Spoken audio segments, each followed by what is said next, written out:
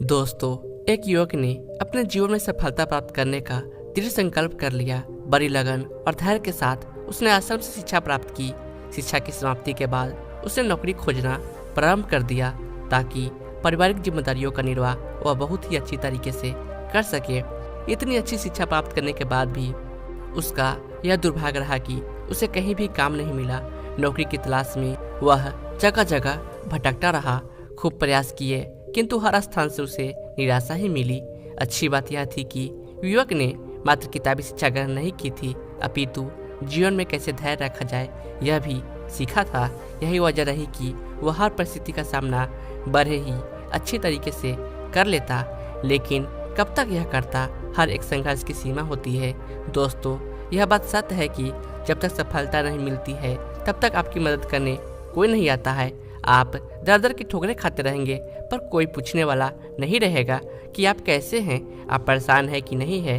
कोई आपसे नहीं पूछेगा, यही जीवन की सच्चाई है।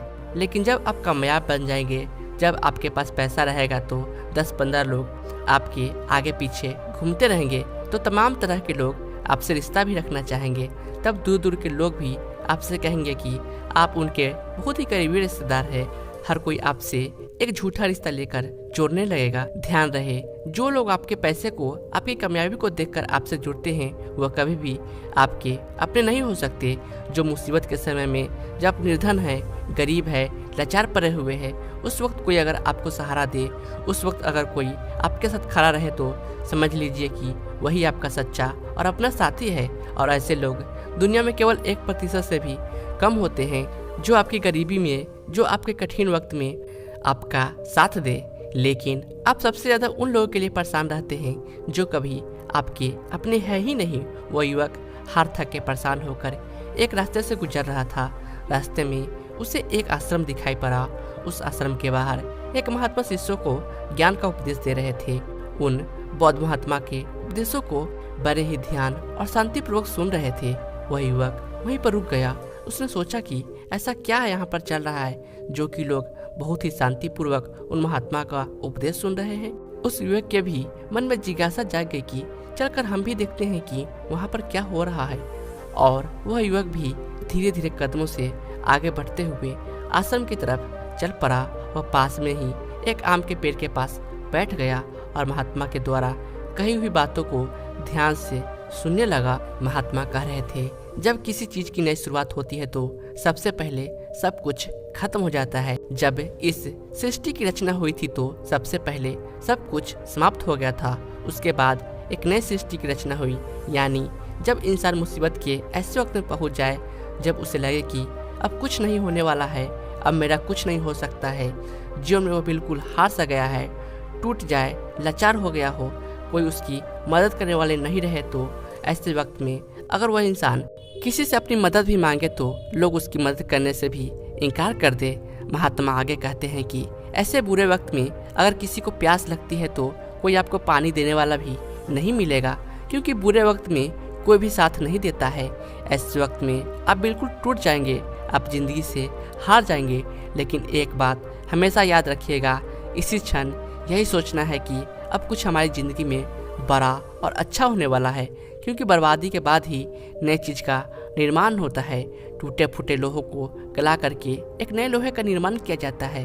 अर्थात जब आप बिल्कुल टूट जाएंगे, मुसीबत के वक्त से गुजर रहे होंगे, तो यह बात दिमाग में जरूर लाए कि अब कुछ नया होने वाला है, हमारी ज़िंदगी में कुछ अच्छा और बड़ा होने वाला है। यही एक उम्मीद आपको जिंदा रखेगी और यह बिल्कुल सत्य बात है। देखना, अगर तुम ऐसे वक्त में हो जहाँ पर कोई तुम्हारी मदद नहीं कर रहा है, कहीं से मदद की कोई भी उम्मीद नहीं है, तो समझ लेना कि अब कुछ बड़ा और अच्छा होने वाला है। क्योंकि जितना आप टूट सकते थे अब आप टूट गए हैं, इससे ज़्यादा आप नहीं टूट सकते। ऊपर वाला आपको जरूर कुछ बड़ा देने वाला है। यही सब बोल करके गुरुजी अपने उपदेश को विराम देते हैं। बोलते हैं कि शिष्यों, आज के लिए बस इतना ही, अब तुम सब दूसरे दिन इसी समय पर आना, फिर हम आगे की बात करेंगे। सभी शिष्य अपने अपने आश्रम में चले जाते हैं। तभी अच्छा समय देख करके वह युवक उन महात्मा के पास आता है और कहता है कि महात्मा, मैं पीछे से आपका पूरा उपदेश सुन रहा था और मुझे बहुत ही अच्छा लगा। मैं बिल्कुल टूटा हुआ इंसान हूँ। मैं पढ़ाई भी की, हर जगह नौकरी की तलाश में घूम रहा हूँ, पर मुझे कहीं भी नौकरी नहीं मिली। मैं डर डर के ठोकरें खा रहा हूँ पर कुछ भी हासिल नहीं कर पाया, लेकिन आपने जो बातें बोली उससे मुझे कुछ काम करने की हिम्मत मिली और आपकी बातें बिल्कुल सही है। तब वह महात्मा उस युवक से कहते हैं कि युवक, तुम अपनी समस्या को मुझे बताओ। तब वो युवक कहता है कि हे महात्मा, मैंने आश्रम से शिक्षा प्राप्त की, उसके बाद हम घर पर आ गए और हमारे घर पर पैसों की ज़रूरत थी, जिसकी वजह से हम बाहर कमाने के लिए निकल पड़े। लेकिन हम जहाँ पर भी नौकरी की तलाश में गए, मुझे वहाँ से नौकरी नहीं मिली, जिस वजह से हम बहुत ही परेशान हैं। गुरुवर, कृपया मेरा मार्गदर्शन करें ताकि हम अपने जीवन में सफलता की नई बुलंदियों को हासिल कर सके। फिर वो बौद्ध महात्मा उस युवक से कहते हैं कि आज हम तुम्हें कुछ छोटी छोटी बातें बता रहे हैं, जिन्हें अगर तुम अपनी ज़िंदगी में अपनाते हो तो तुम्हें सफल होने से कोई नहीं रोक सकता और हर सफल व्यक्ति यही करता है। मैंने बहुत से लोगों की शिक्षा दी है, लेकिन मेरे जोश से मैंने इन बातों को अपने जीवन में अपना लिए हैं। वह आज अपना नाम इस संसार में कमा रहे हैं। महात्मा उस युवक से कहते हैं कि अगर तुम्हें सफल होना है तो तुम्हें सबसे पहले अपने गुणों को पहचानना है और यही तुम्हारी सफलता पाने की पहली आदत होनी चाहिए। वो युवक कहता है कि गुरुदेव, अपने अंदर के गुणों को कैसे पहचाने? तो वह महात्मा उस युवक से कहते हैं कि गुणों को पहचानने का मतलब यह है कि अपने अंदर की प्रतिभा को पहचानो। कुछ भी कार्य करने से पहले सबसे पहले तुम अपने अंदर की प्रतिभा को पहचानो। हर एक इंसान में एक अलग प्रतिभा होती है। अगर वह अपनी प्रतिभा के हिसाब से काम करे तो जीवन में उसे सफल होने से कोई नहीं रोक सकता। मैं तुम्हें एक उदाहरण के माध्यम से समझाने का प्रयास करता हूँ। अगर मैं तुमसे यह पूछूं कि यह आम का पेड़ है जो तुम्हें दिखाई दे रहा है, अगर मैं इस पर सभी जानवरों को चढ़ने के लिए बोलूँ कि इस पेड़ पर सबसे पहले कौन चढ़ेगा? चलो मान लेते हैं यहाँ पर बंदर, भालू, हिरन, हाथी, घोड़ा, गिलहरी सभी लोग आए हुए हैं। अब तुम मुझे यह बताओ कि इस पेड़ पर सबसे पहले कौन चढ़ेगा? तो वह युवक कहता है कि महात्मा, इस पेड़ पर तो गिलहरी सबसे पहले चढ़ जाएगी। वह झट से ऊपर तक चढ़ जाएगी। इसके बाद बंदर चढ़ जाएगा, लेकिन घोड़ा नहीं चढ़ सकता, हाथी नहीं चढ़ सकता। तमाम जानवर इससे फेल हो जाएंगे। तब वह बौद्ध महात्मा कहते हैं कि तुमने बिल्कुल सही कहा। यही हाल हम सबकी जिंदगी में भी होता है। हम सबके भी अंदर एक अलग अलग प्रतिभा होती है, लेकिन हम उस प्रतिभा को पहचानने का प्रयास ही नहीं करते हैं। हम सब अपनी प्रतिभा के हिसाब से चलते ही नहीं हैं। हम लोगों के हिसाब से खुद को ढालने का प्रयास करते हैं और हम औरों जैसा बनने लगते हैं। इस दुनिया में जितने भी सफल लोग हुए हैं, अगर तुम उनको ठीक ढंग से पहचानोगे तो तुम पाओगे कि वो अपनी प्रतिभा के हिसाब से काम किए हैं, तभी वे आगे चलकर अपनी ज़िंदगी में कामयाब हुए हैं। हर कोई इस पेड़ पर नहीं चढ़ सकता। ठीक उसी प्रकार तुम सबसे पहले अंदर की प्रतिभा को पहचानो। तुम यह देखो कि तुम किस चीज़ में माहिर हो। अगर तुम अपनी प्रतिभा के हिसाब से काम करोगे, उस प्रतिभा को पहचान लोगे तो तुम जिंदगी में बहुत आगे जाओगे। फिर तुम्हें सफल होने से कोई नहीं रोक सकता है। लगभग 98% लोग यही करते हैं कि वे दूसरों जैसा बनने का प्रयास करते हैं। किसी ने उन्हें कहा तो वे उसके जैसा ही बनने लगते हैं, जबकि 1% लोग होते हैं वही सफल हो पाते हैं, क्योंकि वे अपनी प्रतिभा के हिसाब से काम करते हैं। वे अपने अंदर की प्रतिभा को पहचान लेते हैं, फिर वे उसके हिसाब से उस कार्य को करते हैं और अंत में उन्हें सफलता भी मिलती है और वे लोग जिंदगी में बहुत ही आगे जाते हैं। इसलिए कुछ भी नया करने से पहले सबसे पहले तुम अपनी प्रतिभा को पहचानो, फिर उसके हिसाब से काम करो। वह महात्मा उस युवक से कहते हैं कि सफल बनने के लिए दूसरी सबसे बड़ी आदत यह है कि तुम सब सही समय पर उठो। अगर तुम सब सुबह 3 घंटे पहले उठ जाते हो, अगर तुम 4 बजे उठ जाते हो या 5 बजे भी उठ जाते हो, तो तुम्हारे पास बहुत ज़्यादा समय बच जाता है अपने कार्य को करने का और तुम उन तमाम लोगों से आगे निकल जाओगे जो लोग देर सुबह सोकर उठते हैं। उन्हें आलस और बीमारियां घेर लेती है। अगर तुम भी देर सुबह उठोगे तो तुम भी उन्हीं के जैसा बन जाओगे। इसीलिए अगर तुम्हें लाखों के भीड़ से आगे आना है तो तुम्हें सुबह जल्दी उठना होगा। जो व्यक्ति सुबह सही समय पर जल्दी उठ जाते हैं, उन्हें पूरे दिन को कार्य करने का ज़्यादा समय मिल जाता है। तुम सुबह उठो, सबसे पहले अपने पूरे दिन की रूपरेखा तैयार करो। कब मुझे क्या काम करना है, कब कौन सा काम करना है, कितने बजे क्या करना है। सबसे पहले तुम उस कार्य को करो, फिर उसके हिसाब से पूरे दिन का कार्य करो। इससे क्या होगा कि तुम्हारे पास समय बच जाएगा और तुम अपने कार्य को बहुत ही अच्छे तरीके से कर पाओगे। जो लोग यह कार्य नहीं करते हैं, वह जब अपना कुछ कार्य पूरा कर लेते हैं, खाली बैठ जाते हैं तो वह यह सोचते हैं कि अब उन्हें क्या करना चाहिए।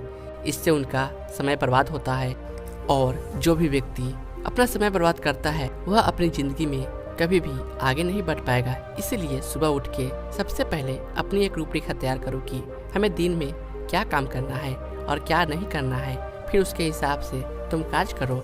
महात्मा उस युवक से कहते हैं कि अगर तुम्हें अपनी ज़िंदगी में सफल होना है तो मैं तुम्हें तीसरी आदत बता रहा हूँ जिसे तुम जरूर अपनाना। वह यह है कि अपनी विचार शक्ति का उपयोग करो।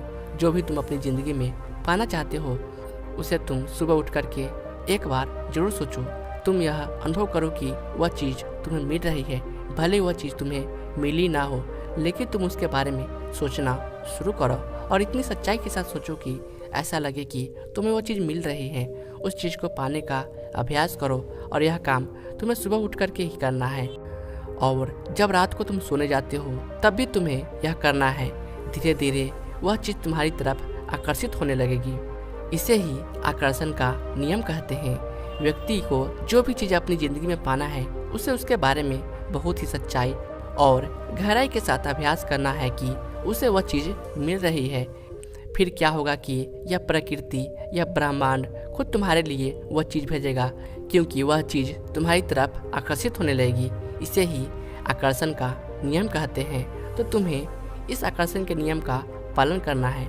महात्मा उस युवक से कहते हैं कि सफल बनने के लिए चौथी आदत है जो तुम्हें मैं बता रहा हूँ, वह यह है कि सकारात्मक सोच के साथ आगे बढ़ो। महात्मा युवक से कहते हैं कि जिंदगी में अगर तुम्हें कामयाबी पानी है, तुम्हें सफल होना है तो अपनी सोच को सकारात्मक करो, क्योंकि सकारात्मक सोच से ही एक अच्छी बुद्धि का विकास होता है। सकारात्मक सोच से ही तुम कुछ अच्छा और बड़ा सोच पाओगे।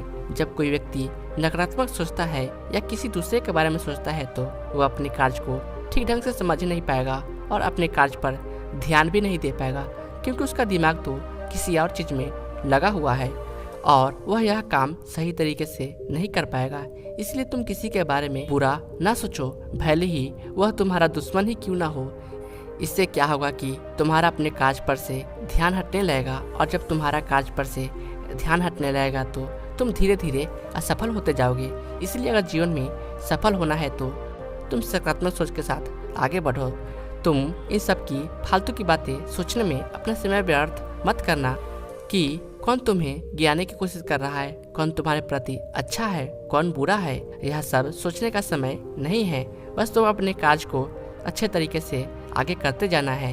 देखना जो तुम्हारे आलोचक होंगे, जो तुम्हें नीचा गिराने की कोशिश करेंगे, धीरे धीरे वह सब तुम्हारे रास्ते से हट जाएंगे। क्योंकि जिस भी व्यक्ति के मन में नकारात्मक बातें होती है, जो भी व्यक्ति किसी को गिराने की कोशिश करता है, वह कभी भी अपनी ज़िंदगी में आगे नहीं बढ़ सकता। इसलिए अगर तुम्हें सफल होना है तो तुम एक सकारात्मक सोच के साथ आगे बढ़ो, क्योंकि सकारात्मक सोच से ही तुम्हें आगे की सफलता मिलने वाली है। और तुम्हारे जीवन में जो नकारात्मक लोग हैं, जो नकारात्मक बातें करते हैं, तुम उनसे दूरियां बना लेना।